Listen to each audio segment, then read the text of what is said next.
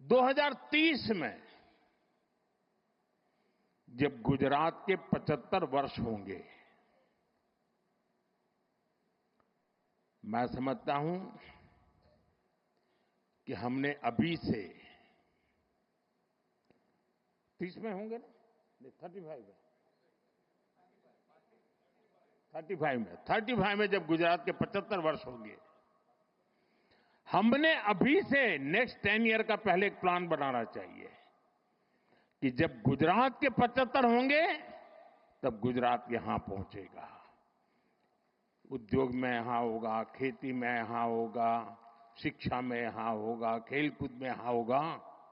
हमें एक संकल्प ले लेना चाहिए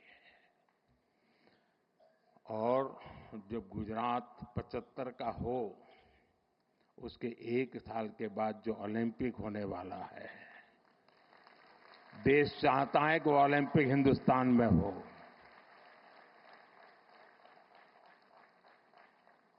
और इसलिए साथियों, जिस प्रकार से हमारा ये एक लक्ष्य है कि हम जब गुजरात के 75 साल हो जाए, और आप देखिए जब गुजरात बना उस समय के अखबार निकाल दीजिए, उस समय की चर्चाएं निकालिए।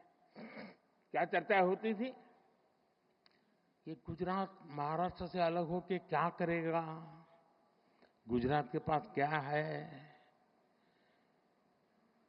समंदर है, खारा पाट है, इधर रेगिस्तान है, उधर पाकिस्तान है, क्या करेगा, गुजरात के पास कोई मिनरल्स नहीं, गुजरात कैसे प्रगति करेगा। ये ट्रेडर हैं सारे, इधर से माल लेते हैं, उधर बेचते हैं, बीच में दलाली से रोजी रोटी कमा करके गुजारा करते, क्या करेंगे, ऐसी चर्चा थी। वही गुजरात जिसके पास एक जमाने में नमक से ऊपर कुछ नहीं था, आज दुनिया को हीरे के लिए गुजरात जाना जाता है।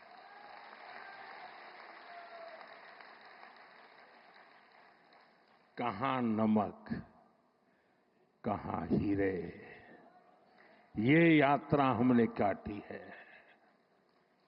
और इसके पीछे सुविचारित रूप से प्रयास हुआ है, योजनाबद्ध तरीके से कदम उठाए हैं। हमारे यहां आमतौर पर गवर्नेंस के मॉडल की चर्चा होती है कि सरकार में साइलोज ये सबसे बड़ा संकट है, एक डिपार्टमेंट दूसरे से बात नहीं करता है, एक टेबल वाला दूसरे टेबल वाले से बात नहीं करता है, ऐसी चर्चा होती है। कुछ मात्रा में सही भी होगा, लेकिन उसका कोई सॉल्यूशन है क्या? मैं आज आपको बैकग्राउंड बताता हूं।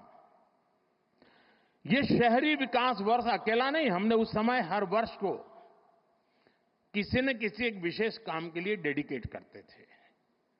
जैसे 2005 में शहरी विकास वर्ष मना गया, एक साल ऐसा था जब हमने कन्या शिक्षा के लिए डेडिकेट किया था, एक वर्ष ऐसा था जो हमने पूरा टूरिज्म के लिए डेडिकेट किया था।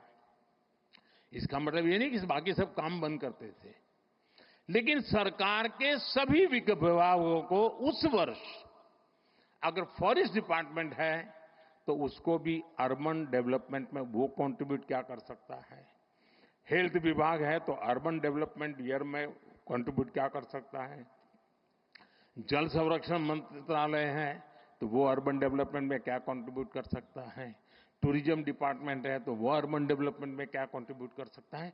यानी एक प्रकार से whole of the government approach, इस भूमिका से ये वर्ष मना। और आपको याद होगा जब हमने टूरिज्म ईयर बनाया तो पूरे राज्य में, उसके पहले गुजरात में टूरिज्म की कल्पना ही कोई नहीं कर सकता, विशेष प्रयास किया गया।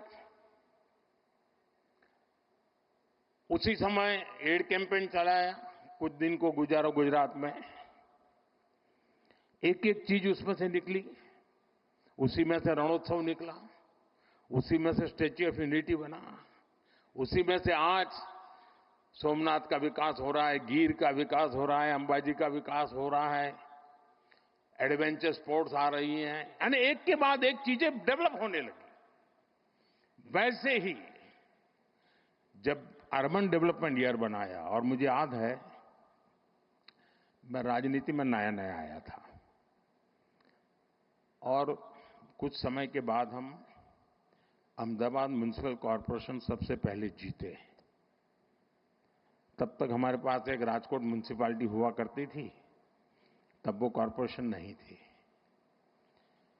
और हमारे एक प्रहलाद भाई पटेल थे, पार्टी के बड़े वरिष्ठ नेता थे, बहुत ही इनोवेटिव थे, नई नई चीजें सोचना उनका स्वभाव था। मैं नया राजनीति में आया था, तो प्रहलाद भाई एक दिन आए मिलने के लिए।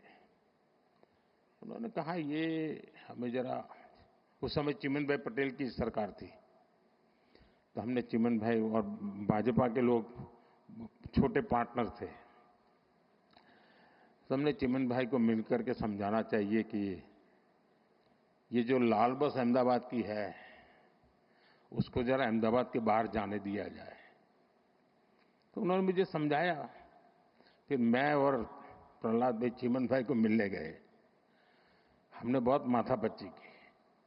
हमने कहा ये सोचने जैसा है कि ये लाल बस अहमदाबाद के बाहर गोरा, गुमा, लांभा, उधर नरोड़ा की तरफ आगे, देहगाम की तरफ, इधर कलोल की तरफ आगे, उधर साणंद की तरफ आगे, उसको जाने देना चाहिए, ट्रांसपोर्टेशन का विस्तार करना चाहिए।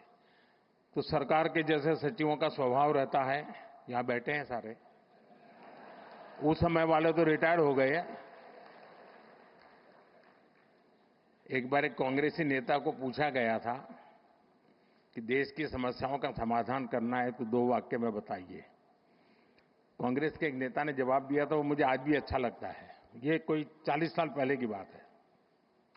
उन्होंने कहा देश में 2 चीजें होनी चाहिए, एक पॉलिटिशियंस ना कहना सीखे और ब्यूरोक्रेट हाँ कहना सीखे। तो मुझे सारी समझ होगा, पॉलिटिशियन किसी को ना नहीं कहता और ब्यूरोक्रेट किसी को हाँ नहीं कहता। तो उस समय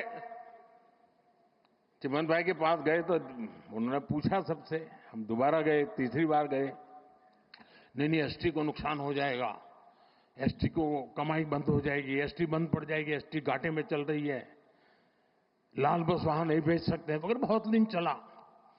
3-4 महीने तक हमारी माथापच्ची चली। खैर हमारा दबाव इतना था कि आखिर लाल बस को लांबा, गोरा, गुमा ऐसा एक्सटेंशन मिला। उसका परिणाम है कि अहमदाबाद का विस्तार तेजी से उधर साणंद की तरफ हुआ, इधर देहगाम की तरफ हुआ, उधर कलोल की तरफ हुआ, उधर अहमदाबाद की तरफ हुआ। तो अहमदाबाद पर जो प्रेशर एकदम तेजी से बढ़ने वाला था, उसमें तेजी आए, बच गए। छोटी सी बात थी।